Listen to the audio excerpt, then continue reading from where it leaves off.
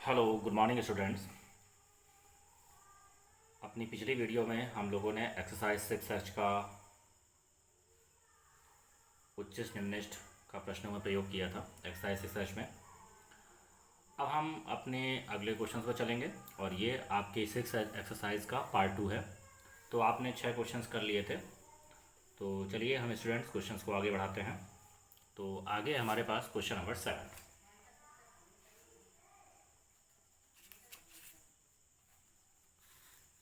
Question number 7 को start करते हैं। क्वेश्चन नंबर 7 कह रहा है कि ऐसी दो धन संख्याएं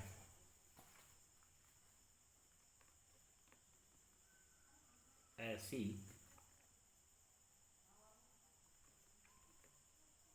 दो धन संख्याएं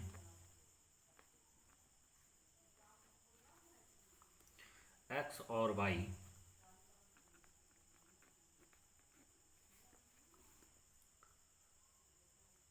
ज्ञात कीजिए।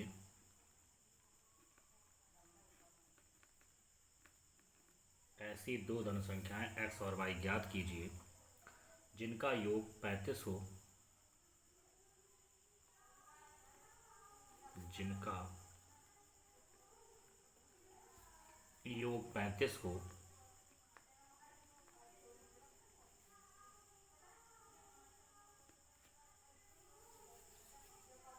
सॉरी, ये क्वेश्चन नंबर 7 था। तो इसमें दिया गया है, ये क्वेश्चन नंबर 8 हमने लिख लिया है। ठीक है, ये चलिए क्वेश्चन नंबर 8 पहले कर लेते हैं, उसके बाद क्वेश्चन नंबर 7 लगा लेंगे। तो ऐसी दो धन संख्याएं ज्ञात कीजिए जिनका योग 35 हो तो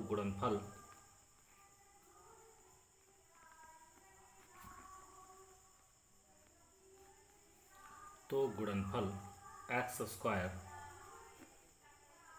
वाई की पावर 5 उच्चतम हो।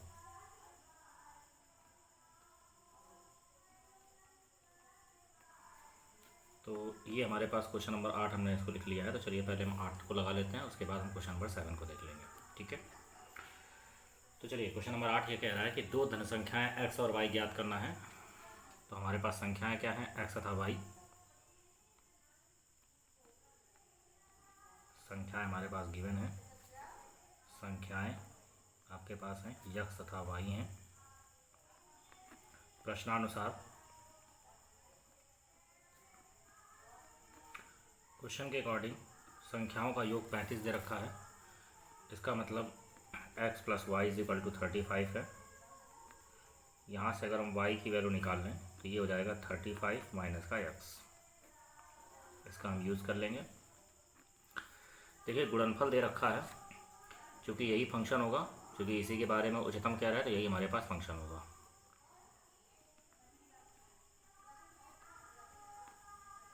गुणनफल कैसा दे रखा है, इसको हम a मान लेते हैं, x² y की पावर 5।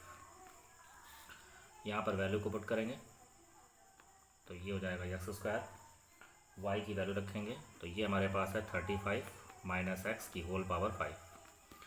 अब आप जानते हैं फंक्शन हमारे पास मिल चुका है। तो जब फंक्शन मिल चुका है तो हम क्या करेंगे, इसको डिफ्रेंशिएट करेंगे। तो चलिए इसका x के सापेक्ष अवकलन करते हैं, तो dA/dx हो जाएगा। तो यहाँ पे क्या लगाएंगे, फर्स्ट सेकंड, तो फर्स्ट इंटू सेकंड का अवकल गुणांक, इसका दोबारा करेंगे तो ये हो जाएगा -1 प्लस सेकंड इंटू फर्स्ट का अवकल गुणांक, तो x² का अवकलन हो जाएगा 2x। तो dA/dx की वैल्यू कितनी आ जाएगी हमारे पास, आप देख सकते हैं यहाँ से हमारे पास कॉमन है, x कॉमन है, x को कॉमन ले लिया और हमारे पास 35 माइनस x की होल पावर 4 ये भी हमारे पास कॉमन है। तो यहाँ पर बचेगा आपके पास माइनस का 5x प्लस का 2 टाइम्स 35 माइनस का x। इसको सॉल्व करेंगे तो ये x हो जाएगा 35 माइनस x की होल पावर 4। इसको सॉल्व करेंगे 35 दूना 70 ये हो जाएगा और -5x माइनस 2x मिलकर क्या हो गया, माइनस का 7x। आप देख सकते हैं यहाँ से कुछ और भी कॉमन मिल रहा है, 7 भी कॉमन मिल रहा है, 7 कॉमन ले लीजिए तो ये हो जाएगा 35 माइनस x की होल पावर 4 और ये हमारे पास जाएगा 10 माइनस का x। चलिए उच्चिष्ट या निम्निष्ठ मान के लिए, उच्चिष्ट या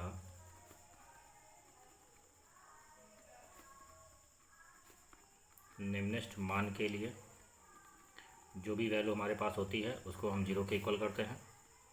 तो यहाँ से dA/dx को 0 के इक्वल करेंगे, और जब इसको 0 के इक्वल करेंगे तो हमारे पास वैल्यू क्या आ जाएगी, 7x 35 माइनस x की whole power 4 10 minus x is equal to 0। तो देख सकते हैं यहाँ से हमारे पास वैल्यू क्या क्या आएगी, x की वैल्यू 0 हो जाएगी, एक वैल्यू आएगी 35 और दूसरी वैल्यू हो जाएगी 10। अब यहाँ पर हमारे पास क्या है, ठीक उसी प्रकार से जैसे हमने पीछे क्वेश्चंस लगाया था और वहाँ पर मैंने लिखा था, आप देख सकते हैं कि यहाँ पे 3 वैल्यू आपके पास मिल रही हैं। अब इन तीनों वैल्यू में से कौन सी वैल्यू आपके पास वैध है ये हमें चेक करना है, ठीक है। तो चलिए तीनों वैल्यू में से देख लेते हैं कौन सी वैल्यू हमारे पास क्वेश्चन को किस पर आपके पास वैल्यू निकलेगी। देखिए 0 हो नहीं सकता है, क्योंकि अगर 0 हो गया तो संख्याएं क्या हो जाएंगी, एक संख्या 0 हो जाएगी।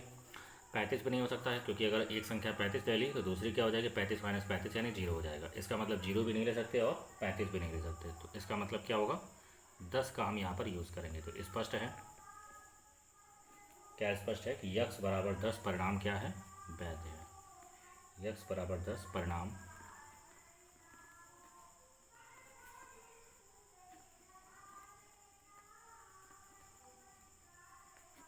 चलिए अगर x बराबर 10 परिणाम वैध है तो हम dA/dx को दोबारा अवकलन करेंगे। x बराबर 10 पर हम चेक करेंगे। तो देखिए इसमें हम क्या कर रहे हैं, x का गुणा कर रहे हैं, तो ये हो जाएगा 35 माइनस x की होल पावर 4। x का हमने गुणा कर दिया तो हो जाएगा 10x माइनस का x स्क्वायर। अब यहाँ पर हम d2A/dx2 को निकालेंगे। तो चलिए दोबारा से डिफ्रेंशिएट करते हैं d2A/dx2। जब दोबारा डिफ्रेंशिएट कर रहे हैं तो आप देख सकते हैं कि यहाँ पर 7 हमारे पास कांस्टेंट है और यहाँ पर फर्स्ट सेकंड लगा देंगे। तो ये हो जाएगा फर्स्ट इंटू सेकंड का अवकल गुणांक, तो ये हो जाएगा 10 माइनस का 2x और प्लस सेकंड इंटू फर्स्ट का अवकल गुणांक, ये क्या हो जाएगा 4 टाइम्स 35 माइनस एक्स का होल क्यूब, और इसका दोबारा करेंगे तो ये हो जाएगा माइनस का 1, ठीक है। चलिए नेक्स्ट हम बात करते हैं। ये हो जाएगा 7, यहाँ पर है हमारे पास 35 माइनस एक्स की होल पावर 4, और ये हमारे पास है 10 माइनस 2x, और यहाँ से देखिए माइनस का 4 हो गया और इसमें से हमने x कॉमन ले लिया तो ये हमारे पास हो जाएगा 10 माइनस का x, और ये हमारे पास है 35 माइनस एक्स का होल क्यूब। अब d2A/dx2 को हमें किस पर चेक करना है, x बराबर 10 पर चेक करना है। तो d2A/dx2 at the point x is equal to 10। जब आप इसको चेक करेंगे तो हो जाएगा 7 टाइम्स 35 में से 10 घटाइए तो ये हो जाएगा 25 की होल पावर 4। यहाँ पर घटाएंगे तो ये हो जाएगा -20, -20 में घटाएंगे तो ये हो जाएगा माइनस का 10, यहाँ हो जाएगा माइनस का 40, यहाँ पर घटाइए 10 माइनस 10 और ये हो जाएगा 25 की होल पावर क्यूब। ये देखिए कैंसिल आउट, ये पूरा 0 हो गया, ये हो जाएगा माइनस का 70 और 25 की होल पावर 4। जब आप इसका गुणा कराएंगे तो आप देख सकते हैं कि वैसे भी ये आपके पास क्या मिल रहा है, निगेटिव वैल्यू को दे रहा है। इसका मतलब x बराबर 10 पर हमारे पास जो गुणनफल है वो क्या है, उच्चतम है। तो इस उच्चतम गुणनफल पर आपको क्या निकालना था, संख्याएं ज्ञात करनी थी। अतः अभीष्ट संख्याएं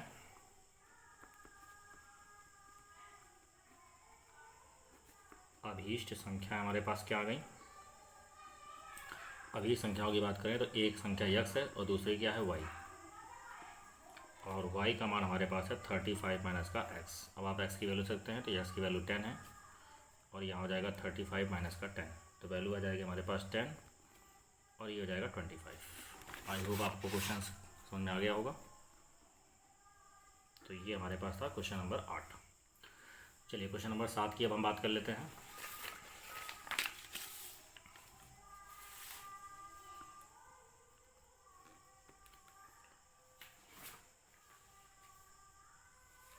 क्वेश्चन नंबर 7 की बात कर लेते हैं। क्वेश्चन नंबर 7 हमारे पास कुछ इस प्रकार से है कि ऐसी दो धन संख्याएं x और y ज्ञात कीजिए।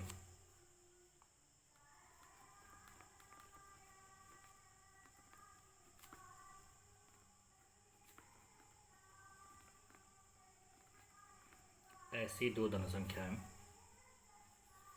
x और y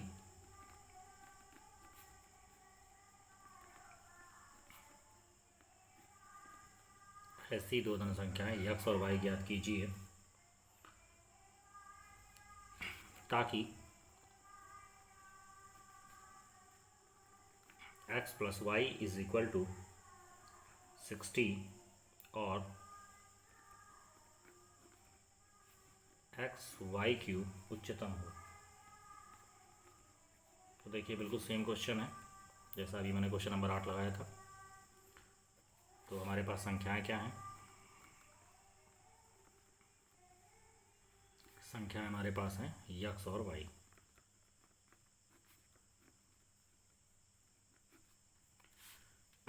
फंक्शन की हम बात करें x plus y is equal to 60। अब देखिए ये हमारे पास आपके पास हमने माना a इज इक्वल टू हमने मान लिया एक्स वाई क्यूब।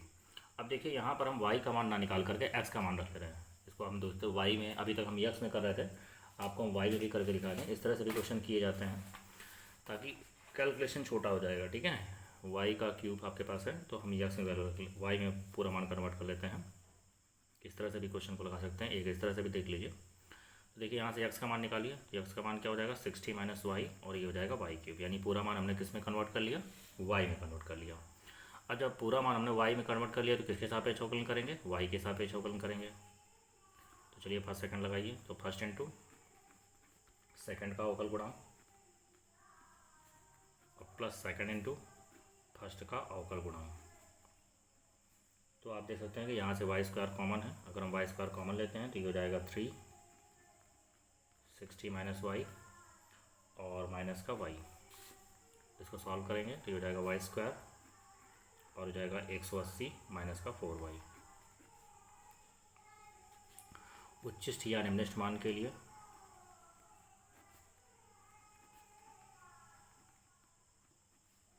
उच्चिष्ट या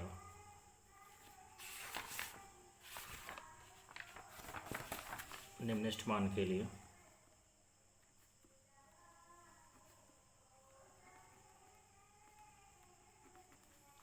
ये जो d A upon d y है इसको हम 0 के इक्वल करेंगे।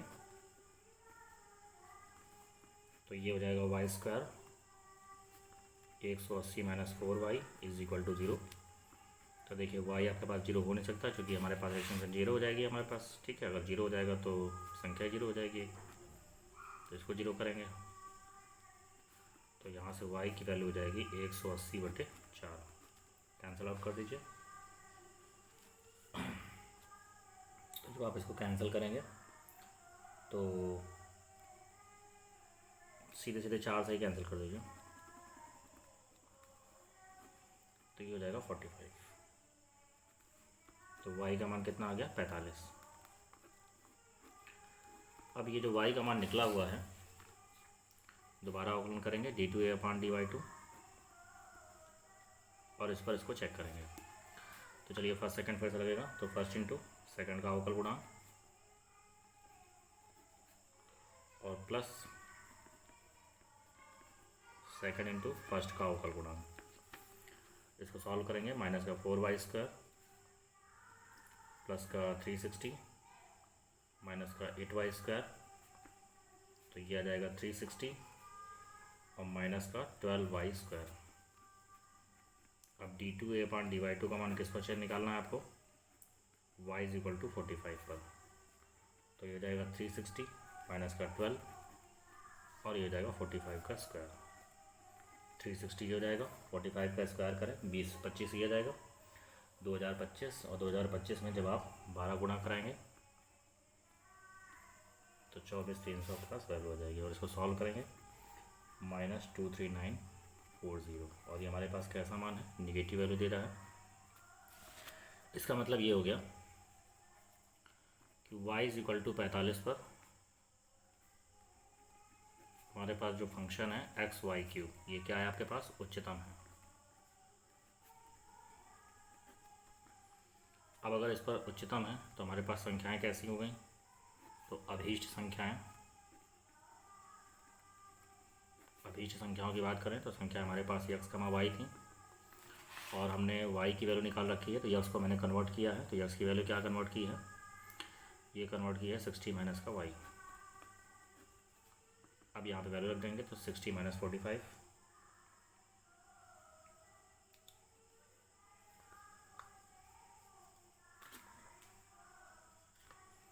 60 माइनस का 45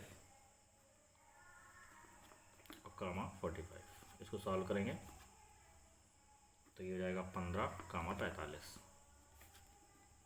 तो ये हमारे पास अभी संख्या आ गई। चलिए आगे क्वेश्चंस की बात करते हैं, क्वेश्चन नंबर 9 की।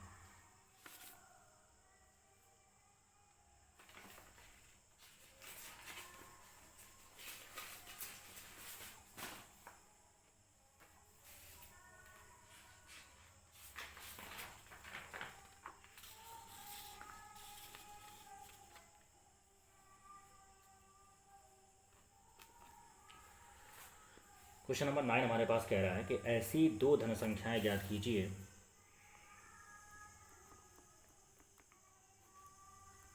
ऐसी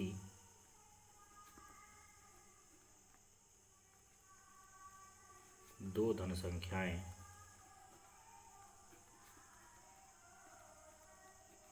ज्ञात कीजिए जिनका योग 16 हो,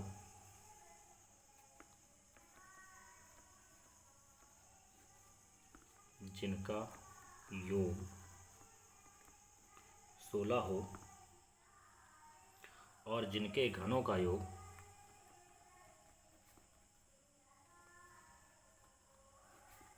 और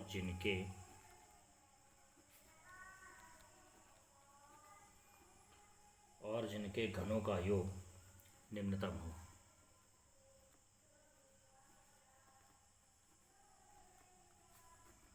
ठीक है, चलिए तो क्वेश्चन को स्टार्ट करते हैं। तो हमने मान लिया माना संख्याएं एक्स और वाई हैं।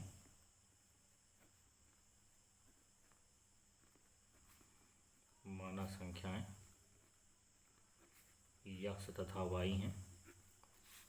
अब अगर हम क्वेश्चन के अकॉर्डिंग बात करें तो संख्याओं का योग आपके पास दे रखा है x plus y is equal to 16।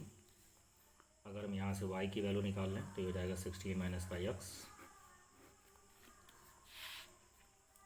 Question के अकॉर्डिंग घनों का योग, ये हमारे पास फंक्शन है। अगर हम घनों के योग को a कहें तो ये हमारे पास होगा x cube plus y cube. तो x क्यूब प्लस वाई की वैल्यू क्या है, 16 माइनस एक्स का होल क्यूब। तो चलिए इसको डिफ्रेंशिएट करते हैं यक्स के सापेक्ष। तो ये हो जाएगा D A upon D x. X cube का अवकलन होगा 3x स्क्वायर, इसका अवकलन हो जाएगा 3 टाइम्स 16 माइनस एक्स का होल स्क्वायर। इसका दोबारा करेंगे तो ये हो जाएगा -1। सॉल्व करेंगे 3x स्क्वायर माइनस का 3, इसका होल स्क्वायर ब्रेक करेंगे तो ये हो जाएगा 256 प्लस का x स्क्वायर माइनस का 32x। इसको सॉल्व करेंगे 3x स्क्वायर, इसका मल्टीप्लाई करेंगे 768 माइनस का 3x स्क्वायर और प्लस का 96x। ये देखिए कैंसिल आउट हो रहा है तो वैल्यू आ गई -768 प्लस 96x। उच्चिष्ट या निम्निष्ठ मान के लिए उच्चिष्ट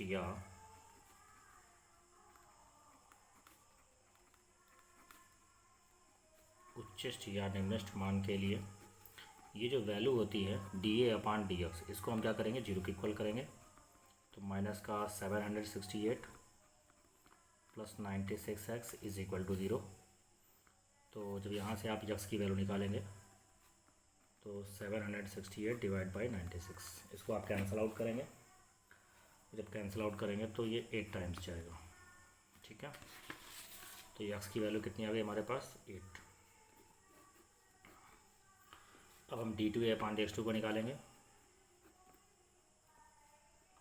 तो जब d2/d2 निकालेंगे तो ये देखिए इधर तो 0 हो जाएगा आपके पास, और ये हो जाएगा 96। तो वैल्यू आ रही है 96। अब d2/d3 को हम निकालेंगे किस पे, x = 8 पर। तो हमारे पास वैल्यू क्या आ रही है, 96 पॉजिटिव वैल्यू आ रही है। इसका मतलब x = 8 पर जो घनों का योग है वो क्या है, निम्नतम है। तो निम्नतम पर क्या निकालनी है, संख्या निकालनी है। तो अगर हम अभीष्ट संख्याओं की बात करेंगे, अभीष्ट संख्याएं क्या हो जाएंगी, x, y। तो x हमारे पास क्या है और y क्या था, 16 - x, 8 हो जाएगा, ये हो जाएगा 16 - 8। तो संख्याएं आ गई 8, 8। तो ये हमारे पास क्वेश्चन नंबर 9 था। चलिए क्वेश्चन नंबर 10 की बात करते हैं।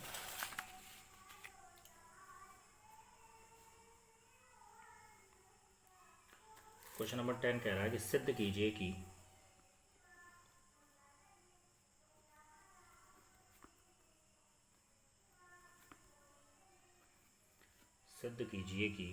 एक r त्रिज्या के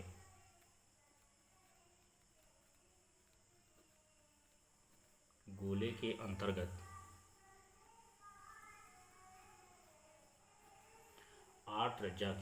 के अंतर्गत उच्चतम आयतन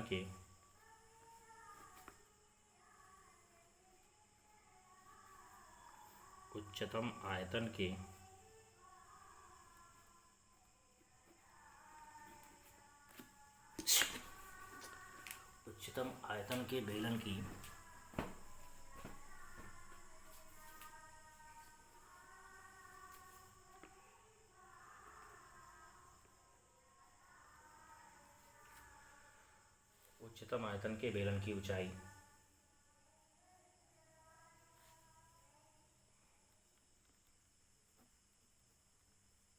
2r/√3 है।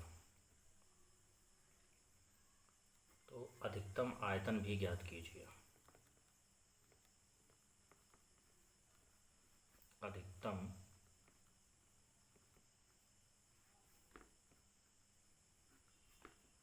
आयतन भी ज्ञात कीजिए। तो ये हमें ज्ञात करना है। तो चलिए इसको देखते हैं। तो यहाँ पे हमारे पास फिगर बनेगा, r त्रिज्या का एक गोला है, उसमें एक बेलन बनाना है। तो चलिए फिगर को हम बनाते हैं। ये देखिए हमारे पास एक गोला है, मान लेते हैं कि ये r त्रिज्या का एक गोला है। अब इसमें आपको एक बेलन बनाना है।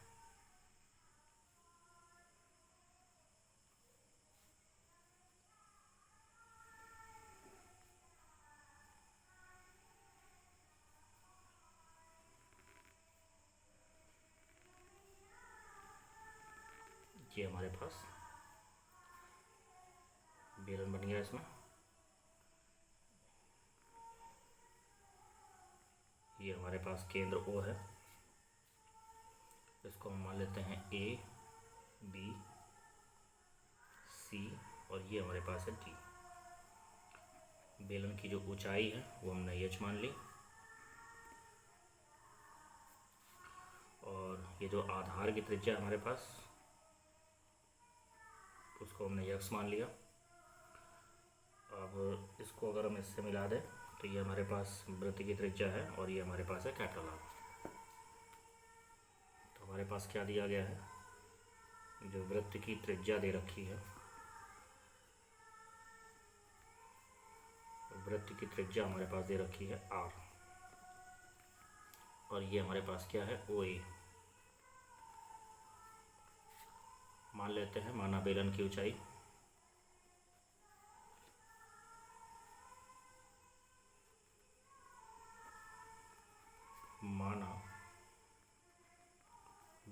ऊंचाई CD है और वो हमारे पास h है।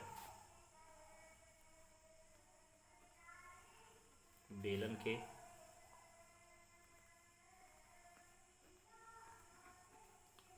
की त्रिज्या वो हमारे पास डी ए है और इसको हमने यक्स मान लिया है।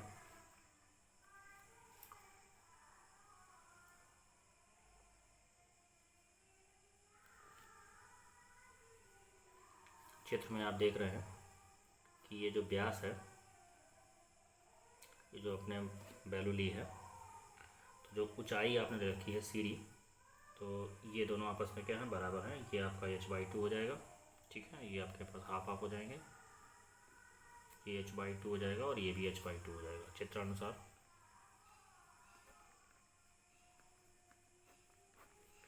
ये जो हमारे पास OC और OD हैं, इसकी वैल्यू हो जाएगी h/2।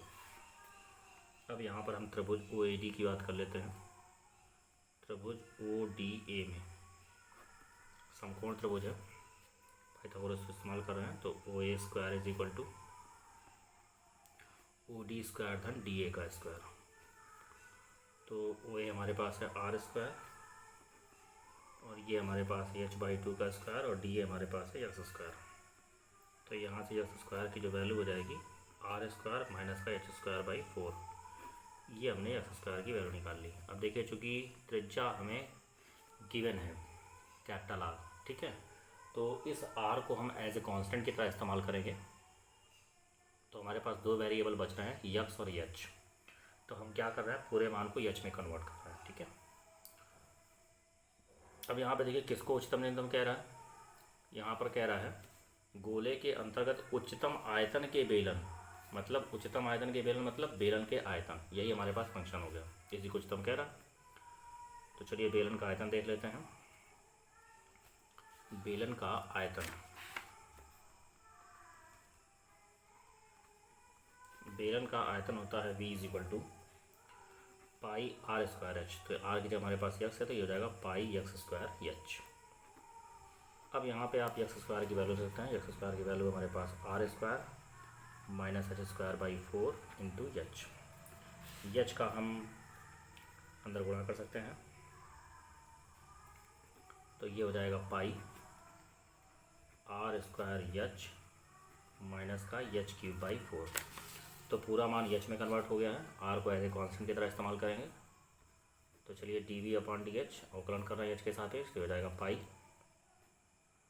तो यहाँ से हो जाएगा r² h की वैल्यू अवकलन 1 और h³ का अवकलन हो जाएगा 3h² / 4। उच्चिष्ट या निम्निष्ठ मान के लिए, उच्चिष्ट या निम्निष्ठ मान के लिए जो भी आपके पास वैल्यू होती है उसको हम किसके इक्वल करते हैं, 0 के इक्वल करते हैं। तो ये हो जाएगा pi r² minus 3h² / 4 is equal to 0। तो यहाँ से r² की वैल्यू क्या हो जाएगी, 3h² / 4। तो यहाँ जब हम r² की वैल्यू निकालेंगे, या ये कहें कि h² की जो वैल्यू निकालेंगे, तो जाएगा 4r²/3।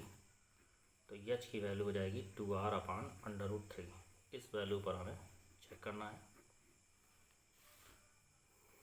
चलिए फिर से अवकलन कर रहे हैं, d2v/ds2। तो जब दोबारा से अवकलन करेंगे तो पाई तो कांस्टेंट है, r² का 0 ये भी कांस्टेंट है, और इसका हो जाएगा 6h/4। तो वैल्यू आएगी माइनस का 3πh/2। किस पर निकालना है, d2v/ds2 को निकालना है। At the point h = 2r/√3। जो आप इसको निकालेंगे तो माइनस का 3π/2, h की वैल्यू रखेंगे 2r/√3। तो वैल्यू आ रही है माइनस का √3πr, और ये क्या है, नेगेटिव। इसका मतलब h बराबर 2r/√3 पर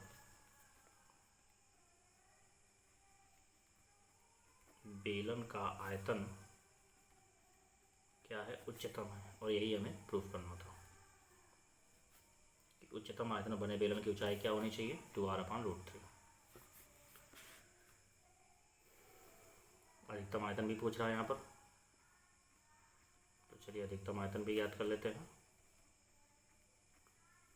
अब अगर हम इस अधिकतम आयतन की बात करें तो आयतन हमारे पास कितना था? आयतन हमारे पास था pi r square minus h square by 4 into h. Value put करेंगे तो ये हो जाएगा आर स्क्वायर, और जब एच की वैल्यू पुट करेंगे तो 4 कैंसिल हो जाएगा और यहाँ पर आएगा आर स्क्वायर डिवाइड बाई 3, और यहाँ पर एच की वैल्यू पुट करेंगे तो ये हमारे पास आएगा 2r/√3। इसको सॉल्व करेंगे तो ये हो जाएगा 2r² 3, और ये हमारे पास है 2r/√3, तो ये हो जाएगा 4πr³ डिवाइड बाई 3√3 घन इकाई। तो ये हमारे पास का आंसर हो गया और ये हमारे पास का प्रूफ हो गया। ठीक है, तो आई होप आपको क्वेश्चन समझ में आ गया होगा। आगे बढ़ते हैं क्वेश्चन नंबर 11 की तरफ।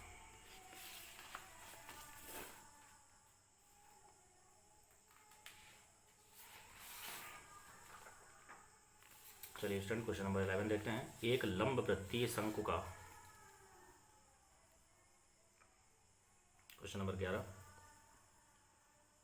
एक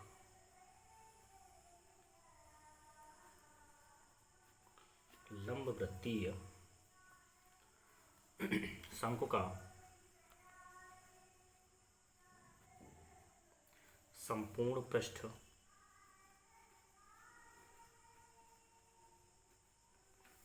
संपूर्ण पृष्ठ दिया हुआ है, मतलब संपूर्ण पृष्ठ उसका गिवन है। सिद्ध कीजिए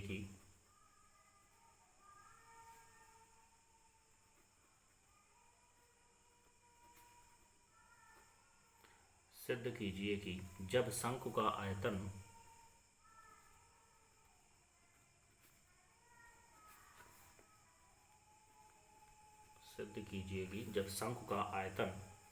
महत्तम होगा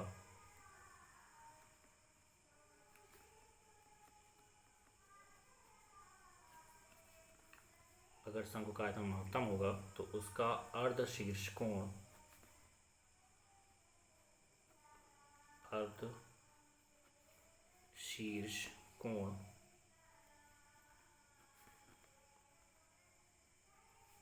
साइन इनवर्स 1/3 होगा। ये हमारे पास क्वेश्चन है। तो चलिए यहाँ पर एक हम शंकु बना लेते हैं।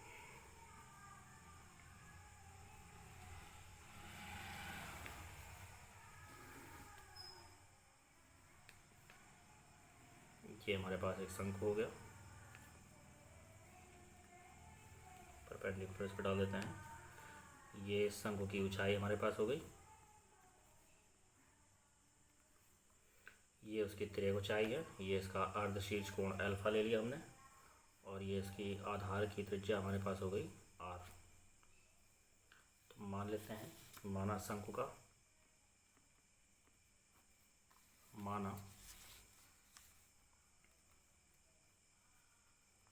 शंकु का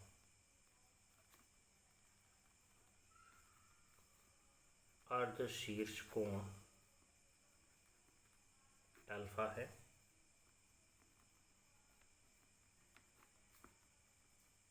शंकु की ऊंचाई h है,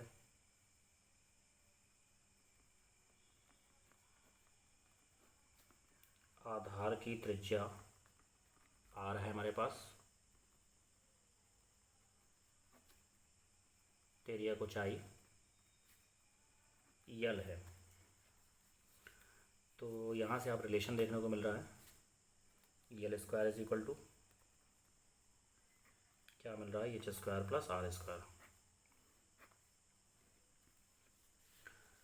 चलिए अब यहाँ पे देखिए शंकु का संपूर्ण पृष्ठ दिया है हमारे पास, तो हम शंकु का संपूर्ण पृष्ठ की बात कर लेते हैं। शंकु का संपूर्ण पृष्ठ यस को अगर मान लें तो ये हमारे पास क्या होता है, वक्र पृष्ठ में उसका आधार क्षेत्रफल जोड़ दीजिए। यहाँ से देखिए हम यल की वैल्यू निकाल रहे हैं, क्योंकि बहुत सारे कांस्टेंट हमारे पास आ रहे हैं यहाँ पर। तो और देखिए संपूर्ण प्रश्न दिया है, इसका मतलब यस को एज ए कांस्टेंट की तरह इस्तेमाल करेंगे।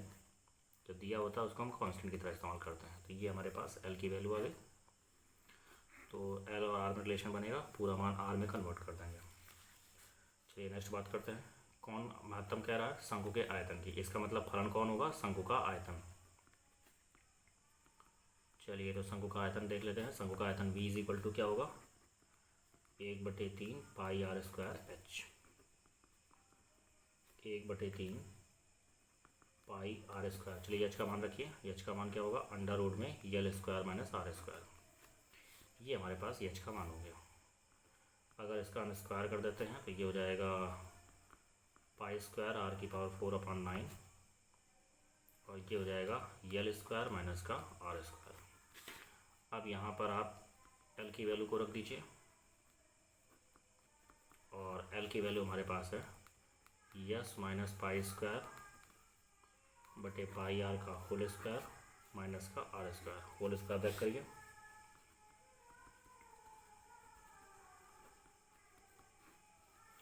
जब होल स्क्वायर ब्रेक करेंगे तो हो जाएगा s square pi square r की power 4 minus 2 pi s r square divide by pi square r square minus का आर स्क्वायर। चलिए आगे कैलकुलेशन करेंगे। तो v square is equal to pi square cancel, एक इससे ये कैंसिल, तो आर स्क्वायर अपॉन 9। एलसीएम जब लेंगे तो बाद में कैंसिल कर देंगे। एलसीएम ले रहे हैं पहले। Pi square r square LCM हो गया और यहाँ बचेगा s square pi square r की power 4 minus 2 pi s r square minus pi square r की पावर 4। तो ये हमारा इससे कैंसिल आउट हो जाएगा। अब यहाँ पाई स्क्वायर कैंसिल और आर की पावर 4 कैंसिल, तो वी स्क्वायर की वैल्यू आ जाएगी हमारे पास 1/9 और आर स्क्वायर भी बचेगा। तो वैल्यू हमारे पास आएगी आर स्क्वायर अपॉन 9 और यहाँ बचेगा यस स्क्वायर माइनस का 2 पाई यस आर स्क्वायर।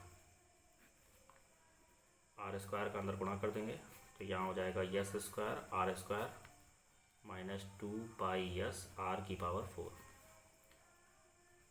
यहाँ पर हम बी स्क्वायर को जेड मान लेते हैं ताकि कैलकुलेशन कम हो जाए। तो जेड इज इक्वल टू आ गया यस स्क्वायर आर स्क्वायर।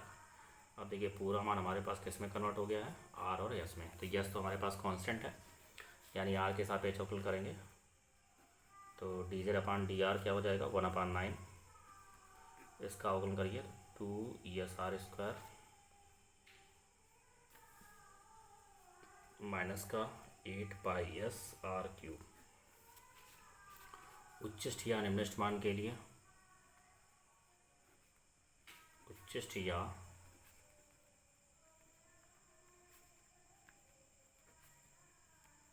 निम्नष्ट मान के लिए जो भी वैल्यू आती है उसको हम किसके इक्वल करते हैं? 0 के इक्वल करते हैं।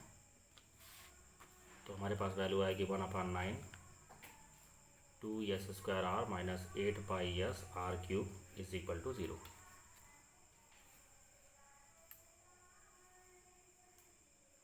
तो ये हो जाएगा 2 s square r minus 8 pi s r cube is equal to 0।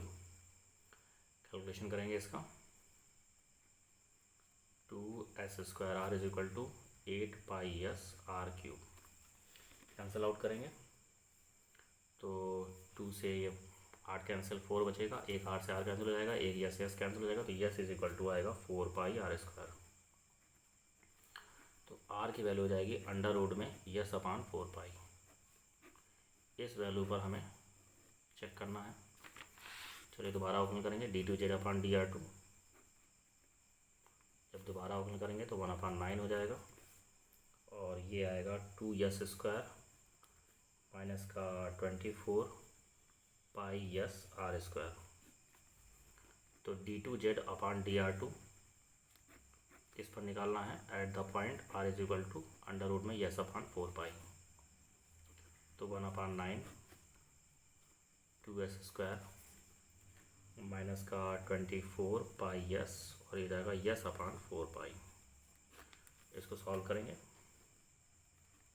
1/9 2 s square minus का 6s²। ठीक है, तो हमारे पास वैल्यू कितनी आ जाएगी, इसको घटा देंगे तो ये जाएगा माइनस का 4s² 9। तो हम देख सकते हैं कि d2z/dr2 की जो वैल्यू आ रही है, d2z/dr2 की वैल्यू हमारे पास आ रही है माइनस का 4s²/3, और ये हमारे पास क्या है, निगेटिव। इसका मतलब r √s/4 पर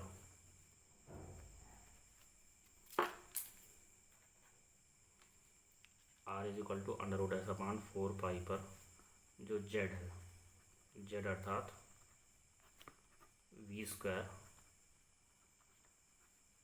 महत्तम है। और v का मतलब क्या है, शंकु का आयतन। तो इसका मतलब ये हो गया कि शंकु का आयतन महत्तम का होगा जब r की वैल्यू √s/4 है। अतः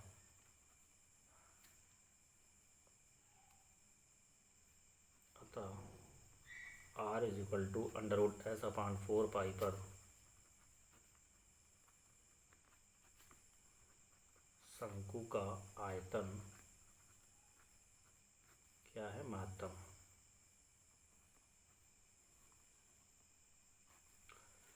अब यहाँ से अगर हम बात करें r की वैल्यू, तो यहाँ से अगर हम यस का मान निकालें तो ये हो जाएगा 4 r², यस की वैल्यू हो जाएगी। आपके पास एल की वैल्यू है यस माइनस का πr²/πr। यहाँ से अगर हम एस की वैल्यू को रख दें /πr, इसको सॉल्व करेंगे तो 3πr²/πr, इसको सॉल्व करेंगे तो एल की वैल्यू हो जाएगी हमारे पास 3r। ये हमने इसलिए निकाला है क्योंकि हमें अर्धशीर्ष कोण निकालना था। ठीक है, तो चित्रानुसार, चित्र के अकॉर्डिंग अगर हम साइन अल्फ़ा की बात करें तो देखिए यहाँ पर क्या हो जाएगा, अगर ये अल्फ़ा है तो इसके सामने ये लंब है, ये कर्ण है, तो क्या हो जाएगा r/l। ठीक है, लंब बटे कर्ण होता है, तो साइन अल्फ़ा क्या हो जाएगा, r/l। चलिए l की वैल्यू रखेंगे तो l की वैल्यू हमारे पास है 3r, r से r कैंसिल आउट हो गया, तो अल्फ़ा की वैल्यू हमारे पास आ जाएगी, साइन अल्फ़ा की वैल्यू कितनी आ रही है, 1/3। मतलब अल्फ़ा की वैल्यू आ रही है साइन इनवर्स 1/3। तो महत्तम आयतन पर शंकु का अर्धशीर्ष कोण कितना आना था, साइन इनवर्स 1/√3। ये हमें प्रूफ करना। ठीक है, देख लीजिए शंकु का आयतन महत्तम है और उस पर आपका अर्धशीर्ष कोण आ रहा है साइन इनवर्स 1/√3। तो ये हमारा क्वेश्चन प्रूफ हो गया। चलिए आगे हमारे पास है क्वेश्चन नंबर 12। क्वेश्चन नंबर 12 क्या कह रहा है,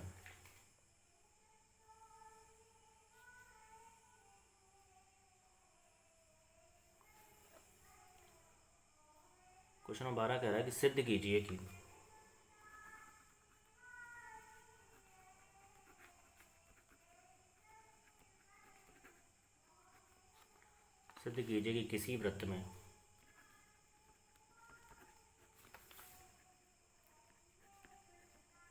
किसी वृत्त में अधिकतम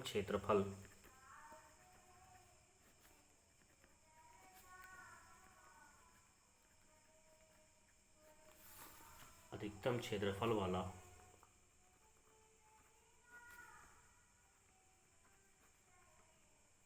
अंतःत्रिभुज समबाहु होता है।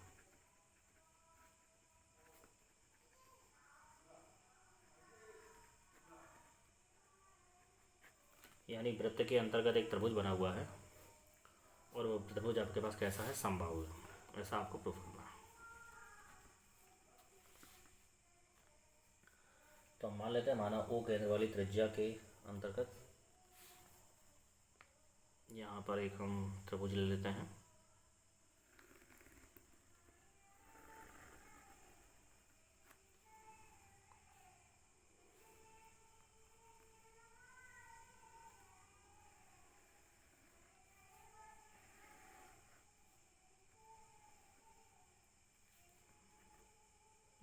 पास है ए बी, ये हमारे पास है सी। अब इस पे यहाँ पर हम परपेंडिकुलर डाल रहे हैं इस प्रकार से,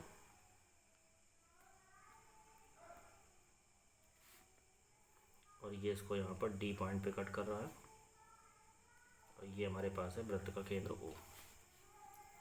तो हमने माना ओ केंद्र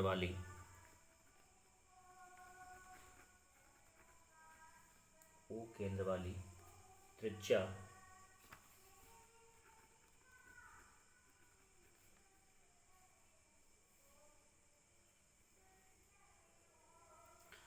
देखिए यहाँ पे कह रहा है कि वृत्त में अधिकतम क्षेत्रफल, तो इसका मतलब अगर वृत्त गिवन है तो इसकी त्रिज्या तो गिवन ही होगी, तो ए हमारा एज ए कांस्टेंट की तरह इस्तेमाल होगा।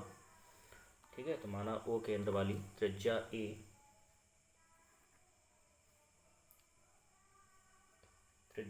के वृत्त में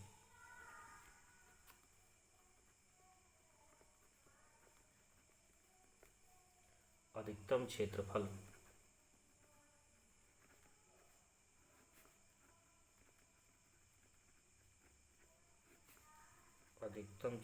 वाला त्रिभुज ABC है। ठीक है, और अगर हम इसको OB को मिला देते हैं तो OB और OC हमारे पास इक्वल हैं, और वो हमारे पास क्या है, A।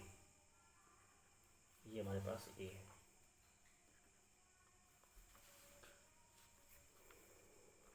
अगर इस प्रकार से हमने इसको माना है तो स्पष्ट है। अब देखिए त्रिभुज का जो शीर्ष है, तो इस तरीके से त्रिभुज के शीर्ष कहाँ पर हैं, वृत्त पर स्थित हैं, और ये AB का जो शीर्ष C है, अगर ये दूरी इस पर महत्तम हो रही है, जिससे क्षेत्रफल अधिक हो रहा है, तो C कहाँ पर होगा, C उस व्यास पर होगा जो AB के क्या होगा, परपेंडिकुलर होगा। ठीक है ना, AB के परपेंडिकुलर होगा, यानी ये हमारे पास इस तरह से अगर बन रहा है, अधिकतम क्षेत्रफल इसके लिए चाहिए, तो ये C क्या होगा, वृत्त के उस व्यास पर होगा जो कि AB पर क्या होगा, परपेंडिकुलर। ठीक है, तो यहाँ पर लैंग्वेज लिखते हैं, स्पष्ट है।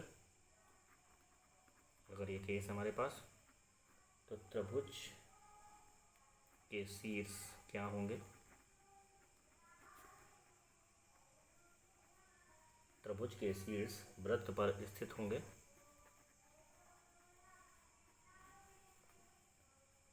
त्रिभुज के शीर्ष वृत्त पर स्थित होंगे, तथा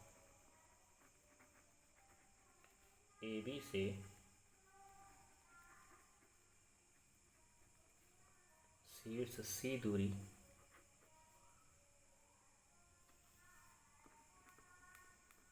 AB से शीर्ष C दूरी महत्तम होने के लिए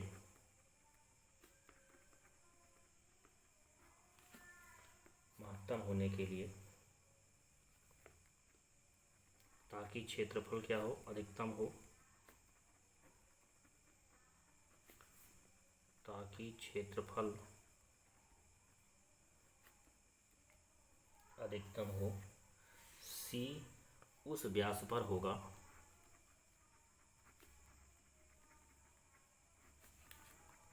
C उस व्यास पर होगा जो AB के लंबवत हो। ठीक है, तो त्रिभुज ABC में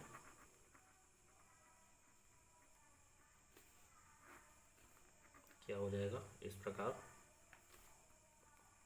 AC किसके बराबर होगा, BC के, यानी ये भुजा और ये भुजा आपस में बराबर हो जाएंगे, और ये इस पे जो परपेंडिकुलर थे ADB के बराबर होगा। और हमने यहाँ पर ये भी मान लिया कि एंगल ऑफ BCD हमारे पास क्या है, थीटा। ये एंगल हमारे पास थीटा है। तो आप जानते हैं कि केंद्र बना कोण परिधि पर बने कोण का दुगना होता है, इसका मतलब ये एंगल कितना हो जाएगा, 2 थीटा हो जाएगा। तो एंगल ऑफ BOD ये हमारे पास 2 थीटा हो जाएगा। कारण लिख सकते हैं, क्योंकि केंद्र पर बना कोण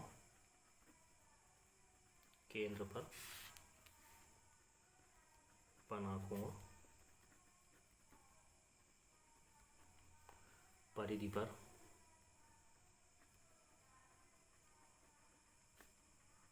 बने कोण का दुगना होता है। ठीक है, चलिए, तो यहाँ पर फंक्शन कौन होगा? अधिकतम क्षेत्रफल की बात कर रहा है, त्रिभुज क्षेत्रफल की बात कर रहा है, तो त्रिभुज क्षेत्रफल ये हमारे पास फंक्शन होगा। चलिए त्रिभुज ABC का क्षेत्रफल देख लेते हैं। त्रिभुज ABC का क्षेत्रफल अगर हम इसकी बात करें तो ये हो जाएगा 1/2 लंब गुणे आधार। लंब हमारे पास है CD और आधार हमारे पास है AB। अगर क्षेत्रफल को डेल्टा करें तो डेल्टा क्या है? 1/2 CD क्रॉस AB। अब हमें CD और AB का मान निकालना है। ठीक है, तो चलिए CD और AB का मान किस प्रकार से निकालेंगे? अब यहाँ पर हम क्या देख रहे हैं? त्रिभुज ODB को देख रहे हैं।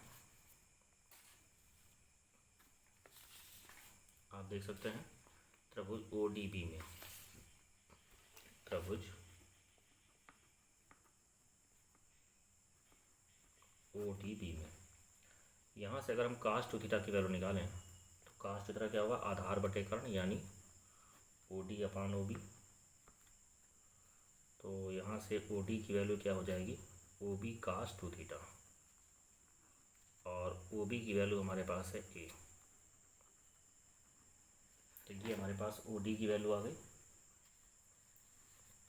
तो यहाँ से अगर हम CD की वैल्यू निकालें तो CD क्या होगा?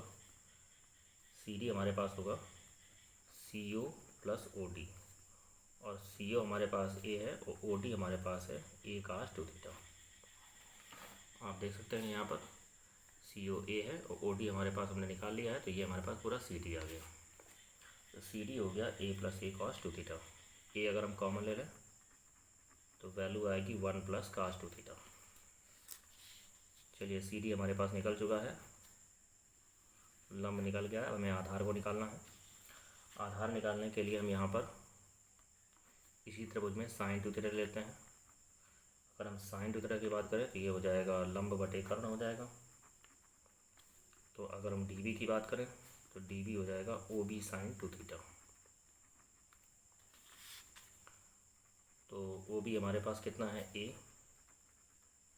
A sin 2 theta. चित्रानुसार हमारे पास AD और DB दोनों बराबर थे, तो अगर हम AB की बात करें तो AB कितना होगा? 2DB हो जाएगा, यानी हो जाएगा 2A sin 2 थीटा। ये हमारे पास आधार भी आ गया है। तो चलिए, लंब भी मिल गया, आधार भी मिल गया, तो त्रिभुज का क्षेत्रफल क्या होगा? डेल्टा इज इक्वल टू 1/2 लंब को रखेंगे और गुणे आधार को रखेंगे। देख सकते हैं 2 से 2 कैंसिल आउट हो गया है, तो डेल्टा की वैल्यू आ जाएगी A² sin 2 थीटा का अंदर गुणा कर दें तो हो जाएगा sin 2 थीटा cos 2 थीटा। इसमें 2 गुणा 2 का भाग कर रहे हैं, तो डेल्टा इज इक्वल टू हमारे पास हो जाएगा A² sin 2 theta 1/2 sin 4 theta. चलिए, तो A तो हमारे पास कांस्टेंट था, क्योंकि वृत्त हमारे पास गिवन था, यानी इसकी त्रिज्या गिवन होगी। थीटा के रेस्पेक्ट में डिफरेंशिएट करेंगे तो d/d थीटा कितना हो जाएगा? A² sin 2 थीटा का अवकलन करेंगे 2 cos 2 थीटा, sin 4 थीटा का अवकलन करेंगे तो ये हो जाएगा 4 cos 4 थीटा। सॉल्व करेंगे 2 cos 2 थीटा, ये से कैंसिल आउट हो जाएगा 2 cos 4 थीटा। 2 हमारे पास कॉमन है, cos 2 थीटा और प्लस का cos 4 थीटा। उच्चिष्ट या निम्निष्ट के लिए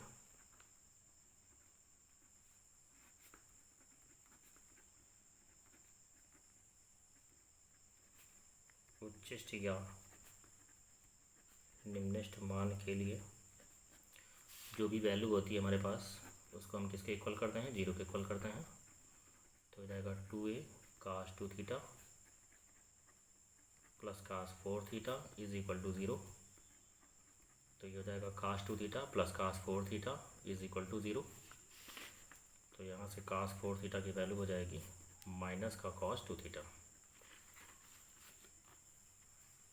then cos 4 theta is equal to ये हो जाएगा cos का 180 minus theta, cos cancel out, 4 theta is equal to pi minus 2 theta, 6 theta is equal to pi, then theta is equal to pi by 6। तो theta की value कितनी आ रही है 30 अंश। तो हम दोबारा से डिफ्रेंशिएट करेंगे, d2 डेल अपॉन d3 निकालेंगे। तो चलिए जब दोबारा से इसको डिफ्रेंशिएट करेंगे d डेल अपॉन d तक, तो 2a स्क्वायर कॉन्स्टेंट है, cos 2 थीटा का ऊपर हो जाएगा माइनस का 2 sin 2 थीटा, और इसका हो जाएगा माइनस का 4 sin 4 थीटा। माइनस 2 कॉमन ले लीजिए, माइनस का 4a square sin 2 theta plus का 2 sin 4 थीटा। अब ये जो वैल्यू है हमारे पास, इस वैल्यू को हमें किस पे चेक करना है, at the point theta is equal to pi by 6 पर। तो माइनस 4a स्क्वायर ये हो जाएगा साइन का पाई बाई 3 प्लस का 2 sin 2 पाई बाई 3 माइनस का 4a square sine pi by 3 की बात करें अंडर रूट 3/2, इसकी वैल्यू भी हो जाएगी अंडर रूट 3/2, ये इससे कैंसिल आउट हो गया। तो माइनस का 4a स्क्वायर 3 अंडर रूट 3/2, ये कैंसिल आउट करेंगे तो माइनस का 6 अंडर रूट 3a स्क्वायर, और ये क्या है नेगेटिव। इसका मतलब theta is equal to pi by 6 पर, theta is equal to pi by 6 पर जो आपके पास त्रिभुज है वो क्या है, महत्तम।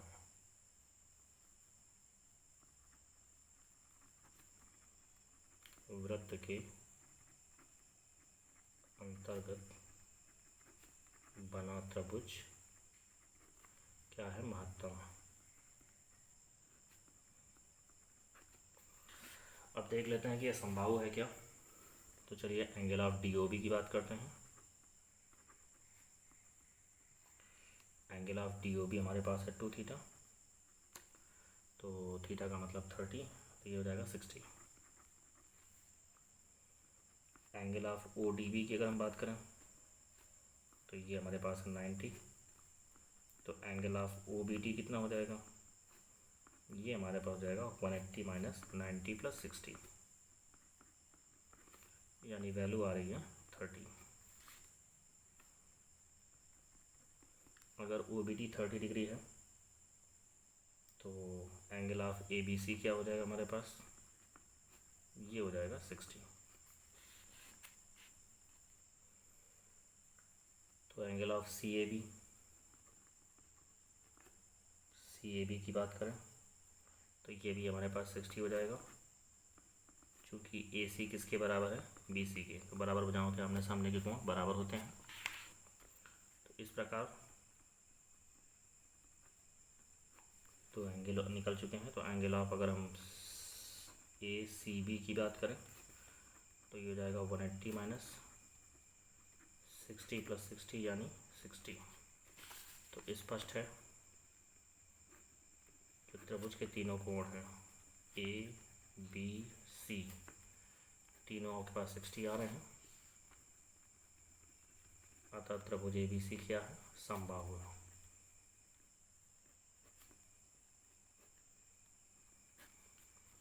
तो इसका मतलब ये हो गया, इसलिए आप कह सकते हैं कि किसी वृत्त के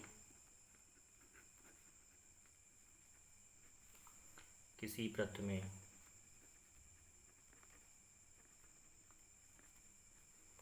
अधिकतम क्षेत्रफल वाला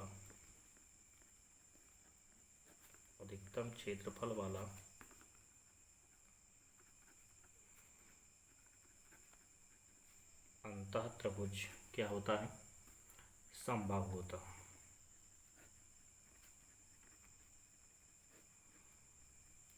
तो आई होप आपको क्वेश्चन समझ में आ रहा होगा। ठीक है, आगे हम नेक्स्ट वीडियो में बात करेंगे क्योंकि आपकी वीडियो बहुत लंबी हो गई है। ओके।